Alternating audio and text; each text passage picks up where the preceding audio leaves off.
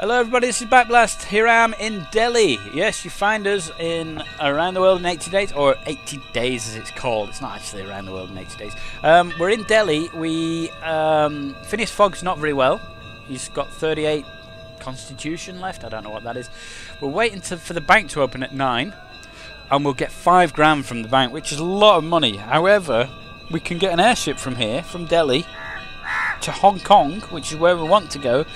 But it's going to cost us 10 grand. I don't know whether we can get 10 grand or whether we're going to have to miss this airship opportunity. But let's go and get the 5 grand anyway in the bank. So I'll be in the next 8 minutes or so. So clock's ticking down. Bank opens. Funds are ready. We've got 5 grand. Okay. He feels below par. Well, it's on 38, you see. I don't know what else to do. I can't really sell anything. I'm hoping to sell this in Hong Kong, the saffron crocus. Maybe that's for 4.8 in Manila. So where's Manila? Can we have a look at the map? I don't think we're going to get that. So this is Hong Kong here. This is where we want to go anyway. Manila's down here, isn't it? Where's Manila? I don't know where Manila is. We're lost. Manila's there. So it'd be like Hong Kong to Manila rather than anything else, wouldn't it? Oh, what's that? Annabelle. It's got some sort of chimera or something. I don't know. So what else can we do? We could get down to Madras, arriving Friday. Or we could go to Agra. So let's see. That one arrives today. It's -12. He's on 38. That one -34. No, let's go to Agra. It's only 44. Let's go. Sweltering hot and uncomfortable. There's not a lot I can do about that, I'm afraid. Once again, we boarded a mechanical palanquin. As we left Delhi, I thought one last time about Savarkar's automatic to Hong Kong. Perhaps it had never existed. I could only hope at least that we could win our bet some other way. See, that was... Oh. Yeah, let's talk about Agra. Have you discovered anything in the Times concerning Agra? I've heard of modern-day artificers. I've no idea how Agra is powered. Right, well, let's talk about Singapore. Some buyers will pay well for magnetic compasses from Singapore. Guwahati? Well, the quickest way to Guwahati from here is through Calcutta. Very good, sir. I have no idea where we're going. So, Calcutta's there. We want to be going to Hong Kong, really. So, Pangsu, Imphal, Guwahati, even Calcutta, Chittagong. All these places are fine. Agra came into view and tossed aside any remembrance of my journey upon the ancient Grand Trunk Road. At first, I only saw the Taj Mahal, its towers nearly touching the clouds. Oh, I'd heard rumours, of course, but the truth of the vast walking city perched high atop its pillar-like mechanical legs left me with only one question. How are we going to climb up?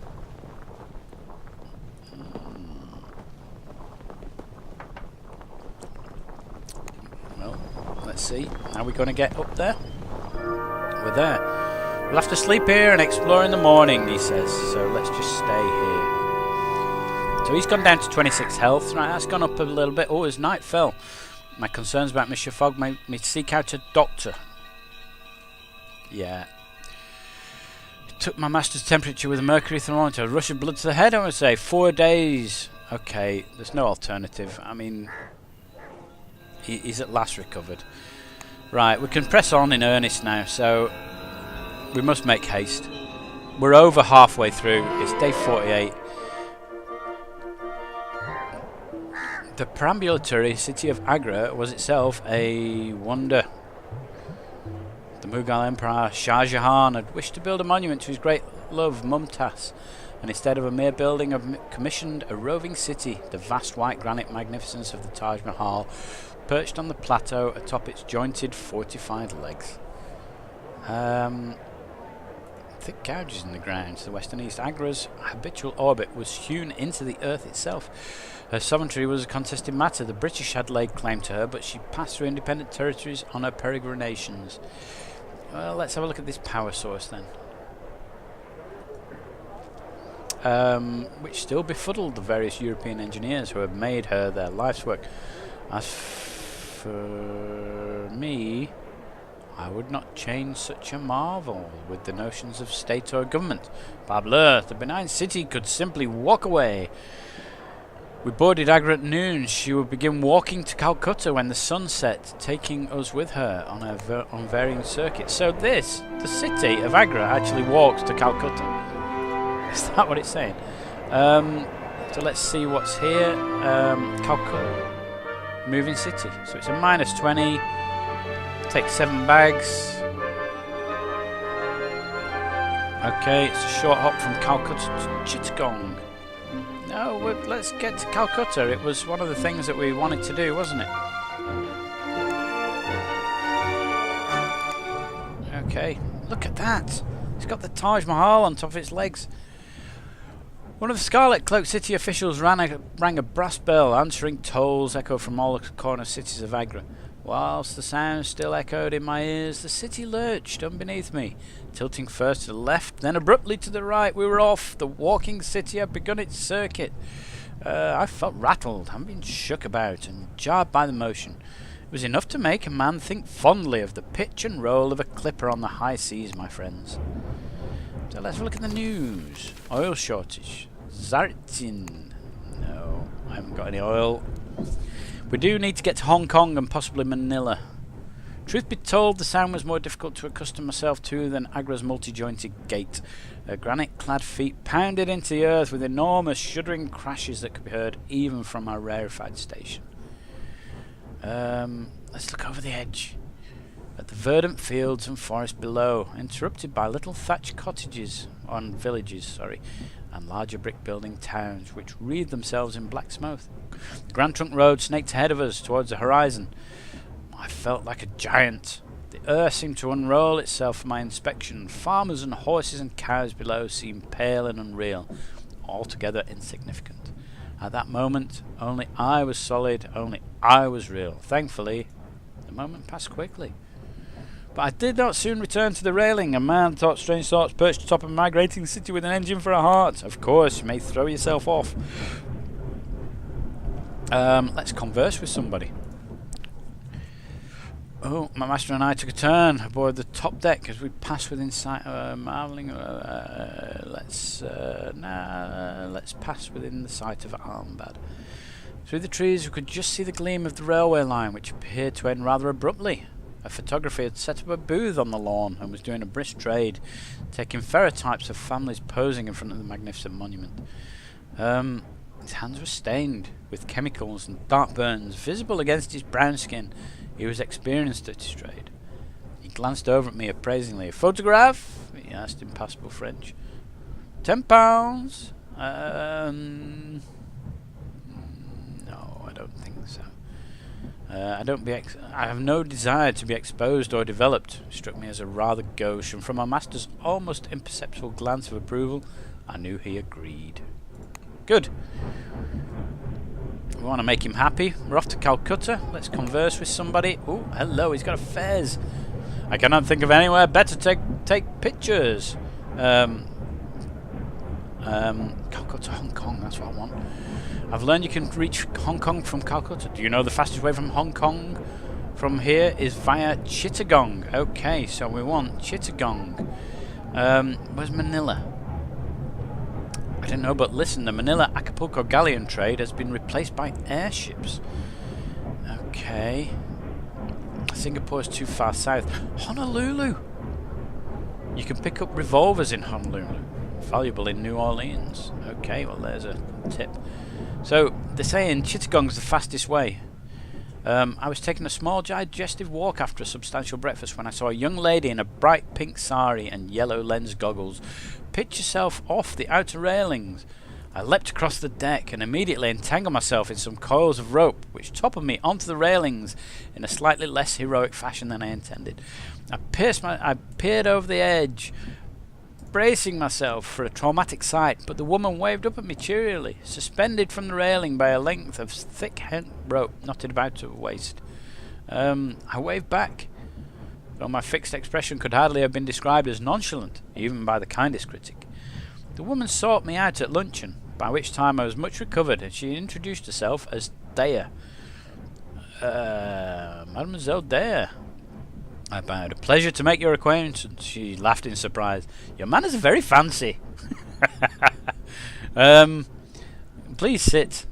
As was only polite. She shook her head. I don't eat up here, she pronounced derisively, before glancing at me with bright mischief. We're a city of many levels. The real Agra's below decks. I'll take you down tomorrow if you want to do more than sightseeing. Oh. So she swept away into the crowd, leaving me to contemplate a challenge over my meal. Oh yeah, well it'd be nice to have a quick look. Find out. Oh, look, there is another city underneath. Of course. I went below decks. Of course. I'm a man who cannot resist a challenge. Dea told me of some of the history and layout as we descended a series of stairs of increasing ricketiness. I followed until we reached a stop. My guide raised her hand. The sound of the engines was vibrating up through the floor. The walls were highly polished, inlaid with jasper and sharp calligraphy. Then she opened a pair of carved doors, saying with grave ceremony, "Welcome to the lower city." I blinked my eyes against the light, and as they adjusted I saw where we were. We'd come to a township built within the echoing bowels of the city, complete with shops and residences, and even children playing games on the street, though these children tossed adjustable spanners and brass rings.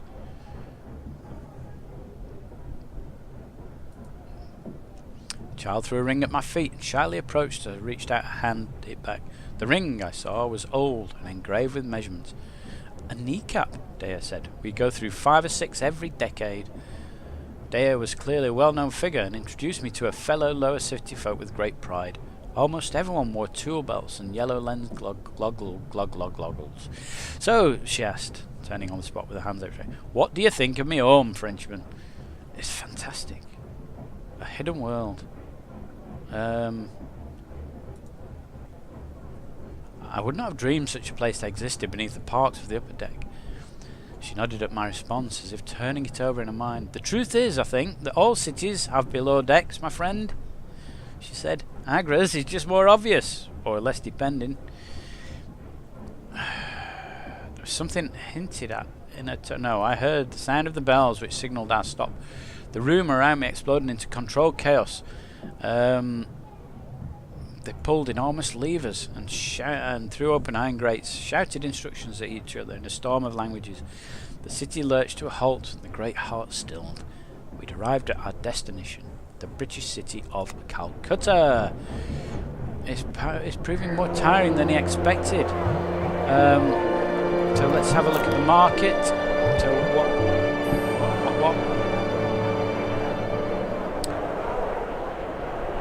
450 is pretty good, isn't it? That's a lot of money, so let's start. Good. What's that? 150, no. I'm trying to get the American wardrobe set. It's not worth much. We're not frequent flyers. American wardrobe set. That's us. We've got the American wardrobe set. It's complete. I have no idea what that does. Soldiers and stubborn, poor and earnest, rest and recuperation.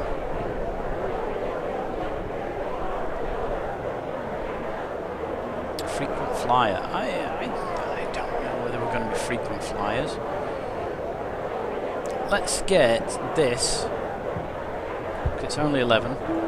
And how much is the cushion? 11 as well. That's free. Let's have free Dominoes. Well, it's not. It was pennies, wasn't it?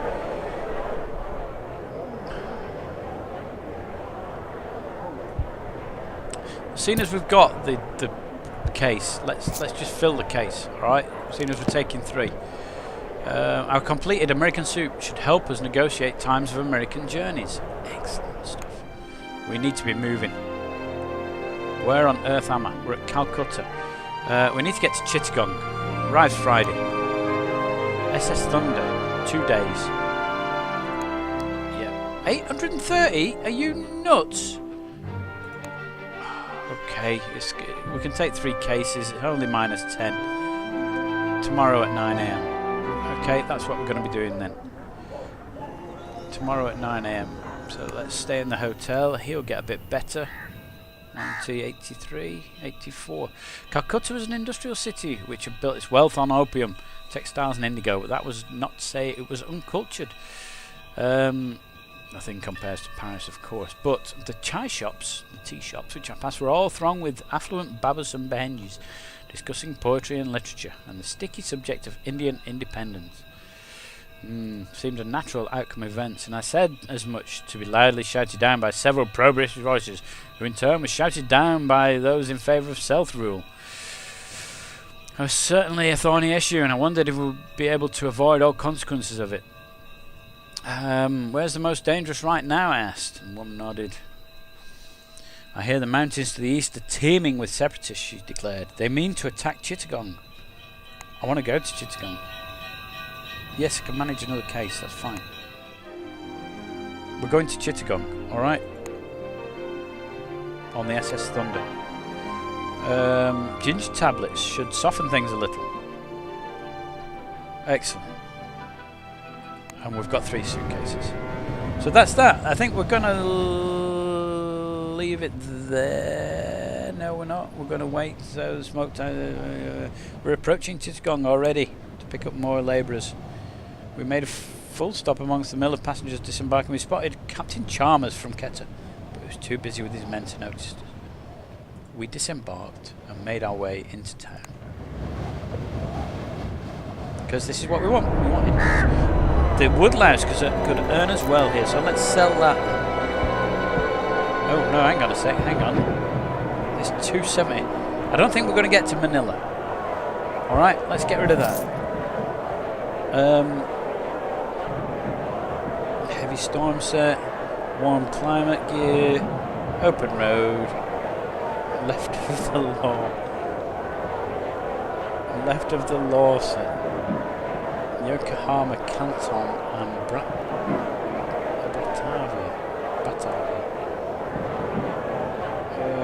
I don't think so. He might not approve of loaded dice, but there are only 5, so we'll take those. We're keeping the woodlouse, and I'm going to explore a little bit. So we've discovered a route up there. Chittagong under British rule for over 100 years, but I still felt the hostility of the Bengalis as we fetched our bags, served us tea and smiled. Monsieur Fogg ignored their ill temper, a tactic that was almost universally adopted amongst the colonial administrators, traders and officers of the city. It was an odd sensation to be hated so impersonally, and so I took pains to be courteous to the natives, but it had little effect on the tempered down rage nettled in the corners of their mouths. More prosaically, we've been instructed to visit the visa office. Okay, well let's go. So I hired a palanquin much like the one we'd taken along the Grand Trunk Road.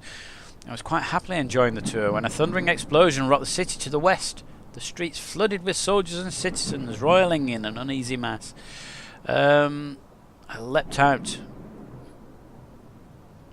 I would be swifter on foot, considering everyone's eyes were fixed on the spiral of smoke rising above the police armoury, which seemed to be the centre of the disturbance, but about which I wished to see as little as I could. The people around me began to scream their support. Hundreds of white leaflets fell from the sky. I seized a leaflet. Yeah.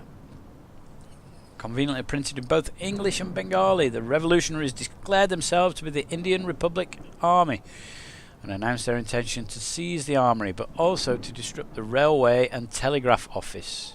Okay, we were trapped. And the city would, I feared, soon be ablaze.